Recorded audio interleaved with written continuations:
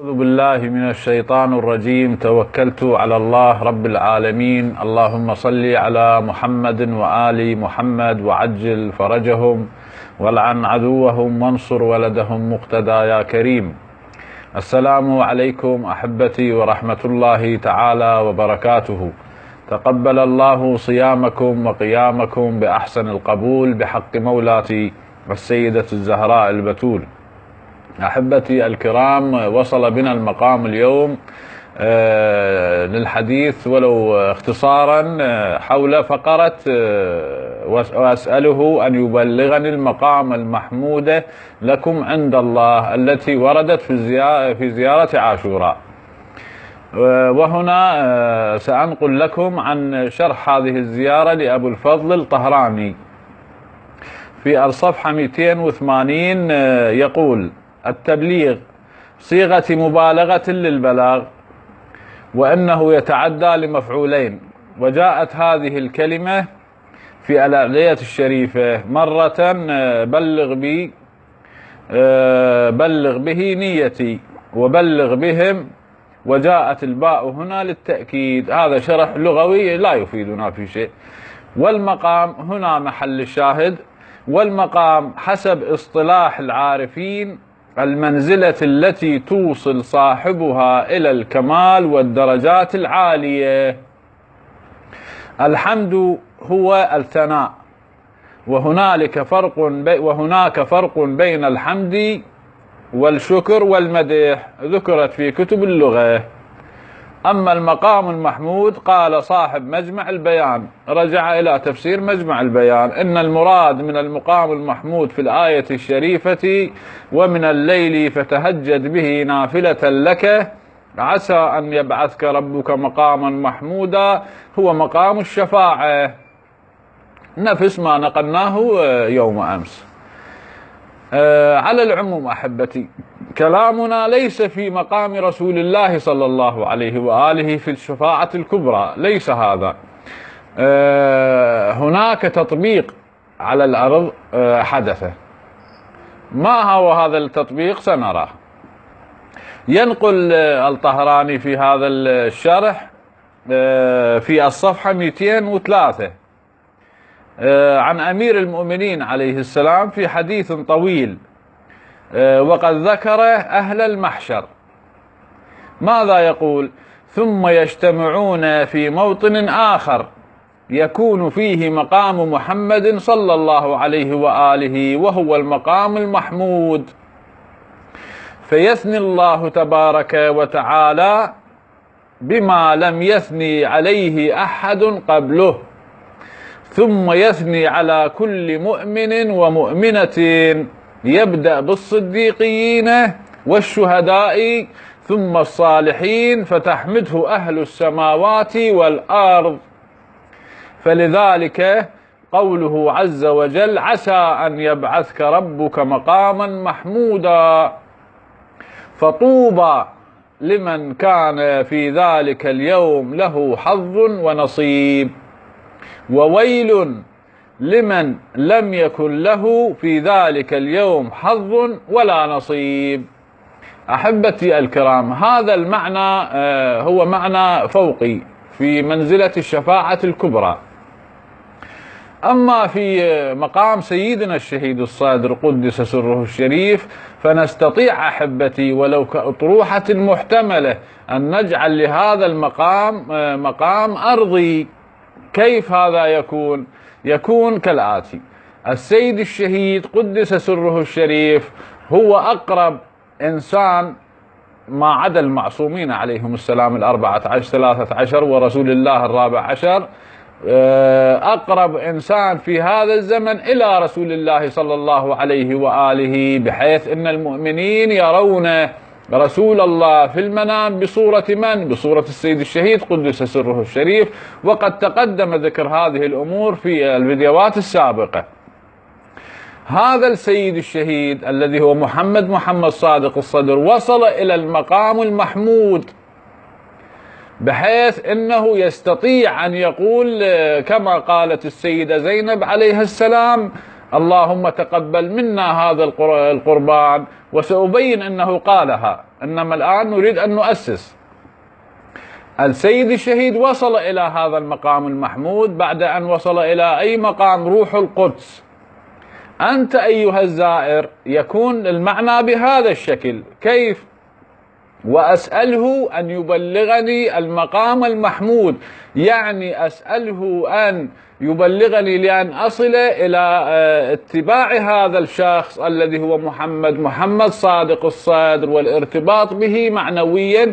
وتكمل الزيارة أحبتي لطلب ماذا؟ لطلب ثأري، تكون أنت مؤهل لهذا الأمر، أنه يكون ثأر أهل البيت هو ثأرك، وهذا بعد تكامل عسير، ليس على قول تهنى شله وعبر، لا أحبتي، تحتاج إلى تكامل، أن تكون صدريا بمعنى الكلمة. هذا يكون أحبتي هو المقام المحمود، إنه اللهم بلغني لأن أكون صدريا متبعا لهذا المنهج الشريف. لكي ماذا؟ لكي آخذ بثأري مع إمام هدى ظاهر ناطق بالحق منكم. تكون هذه القاعدة التي يقودها السيد مقتدى صدر يسلمها إلى الإمام المهدي عليه السلام، وهذا الذي أشار إليه بالنوعية وليست الكمية.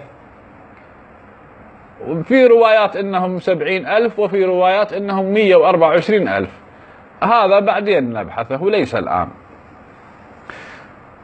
هذا أحبتي الكرام الذي ذكره أمير المؤمنين عليه السلام نستطيع أن نطبقه كما يلي: إنه يحشر هذه الناس في مسجد الكوفة في مقام فيه مقام النبي صلى الله عليه وآله، ومسجد الكوفة فيه مقام النبي. في ذيل الرواية ماذا يقول أمير المؤمنين؟ فطوبى لمن كان في ذلك اليوم له حظ ونصيب من اتباع هذا الولي والتصديق بهذا الولي، وويل لمن لم يكن له في ذلك اليوم حظ ولا نصيب. وقد قالها في آخر جمعة: هذا دربكم مبشبي، هذا هو الويل. يبقى شيء آخر أحبتي الكرام، مسألة السيد الشهيد محمد صادق الصدر ومقاماته العالية نأخذها عنه ومنه. هسه يكذب بها من يكذب، هذا شأنه، وما على الرسول إلا البلاغ المبين. وقد بلغ السيد الشهيد حينما قال إن رسول الله صلى الله عليه وآله وأمير المؤمنين والمعصومين من الحوزة الناطقة، فصل بين الحوزة المعصومة والغير معصومة. وأكرر: الحوزة الناطقة حوزة معصومة يقودها 14 معصوم عليهم السلام، أولهم محمد صلى الله عليه وآله، تأسست يوم الدار. والثاني أمير المؤمنين والزهراء، وال12 معصوم عليهم السلام، هؤلاء معصومون بالعصمة المطلقة. أما من يقود الحوزة من بعدهم فيكون معصوما بالعصمة المكتسبة وليست المطلقة. هذه احفظوها جيدا ولا تقولون ما لم نقل رجاء. أحبتي الكرام، في تاريخ ما بعد الظهور للموسوعة المولى المقدس صفحة 248، وهو يتحدث عن أصحاب الإمام المهدي عليه السلام في الوجه الثاني. ماذا يقول السيد الشهيد؟ هناك في العالم طبقا للتصور الإمامي لفكرة المهدي عليه السلام عدد غير قليل من الناس يعرف المهدي بشخصه، ولا يحتاج إلى إقامة المعجزة للتعرف عليه ومعرفة المهدي عليه السلام، أن تقف أمامه وتقول له: أنت الإمام المهدي؟ يقول لك: نعم. وهذا لا يكون إلا للإنسان المبرأ من الذنوب والعيوب. أحبتي، هذه احفظوها، ليست تسمع أنه فلان. شطحت كثير من الناس، قالت ان السيد الخميني الامام المهدي، قالوا ان الشيخ محمد آل حسن آل ياسين هو المهدي، قالوا ان سيد بحر العلوم هو المهدي، قالوا السيد الشهيد انه المهدي، السيد القائد انه المهدي، قالوا كثير، حتى على الشيخ اليعقوبي قالوا انه المهدي. هذا على قولة أهلنا يخوط بصف الاستكان. لا أحبتي، معرفة الإمام المهدي أن تقف أمامه: سيدي ومولاي أنت الإمام الحجة؟ يقول لك: نعم. هذه المعرفة، غيرها لا أحبتي، شوف لك سالفة غيرها. على العموم نكمل. ولا يحتاج إلى إقامة المعجزة للتعرف عليه، لأنه رآه خلال غيبته مرة أو عدة مرات، وهم هؤلاء كل الأفراد المخلصين من الدرجة الأولى، والتي منهم جبرائيل عليه السلام عفوا، وبعض الأفراد المخلصين من الدرجة الثانية من الدرجات التي أشرنا إليها فيما سبق في تاريخ الغيبة الكبرى. وقد كان هؤلاء هم وسائطه إلى الناس بشكل أو آخر خلال غيبته. هذا محل الشاهد أحبتي الكرام، دققوا على هذه الكلمة.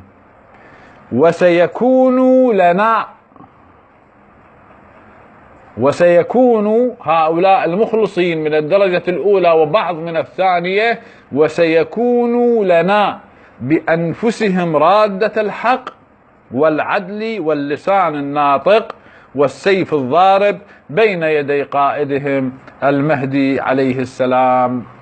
هذا أحبتي لا ينطق هذه الكلمة إلا من وصل إلى المقام المحمود. وراجعوا الموسوعة هذه في جزئها الثالث. وسيكون لنا هؤلاء المخلصين.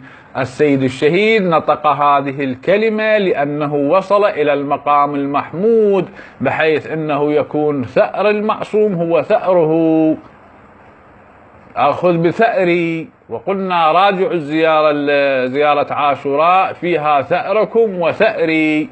لا يمكن أن تنطق هذه الكلمة ما لم تصل إلى هذا المقام المحمود، فيكون السيد الشهيد قدس سره وصل إلى هذا المقام المحمود، والذي يطلب أن يتكامل ويكون في جيش الحق، في جيش الإمام المهدي عليه السلام، لا بد أن يتبع اتباع وليس تقليد. أحبتي التقليد رفع، استحقاق المولى المقدس رفع، إنما الاتباع نهج هذا الولي المتمثل اليوم بسماحة السيد القائد مقتدى الصدر أعزه الله وثلة من المؤمنين. هنيئا لمن حظي بالقبول عند فاطمة عليها السلام وعند ابنها السيد مقتدى الصدر، الذي سيسلم هذه النوعية إلى الإمام المهدي عليه السلام. فيا سيدي ويا مولاي يا محمد الصدر، نفس الفداء لضالعين رحيلهم، أنكى وأفسد في القلوب وعاء، فليقضي عدته السرور، فإنني طلقت بعدهم النعيم ثلاثا. نكمل أحبتي الكرام برضاها بنت طه مولاي أمير المؤمنين يا علي.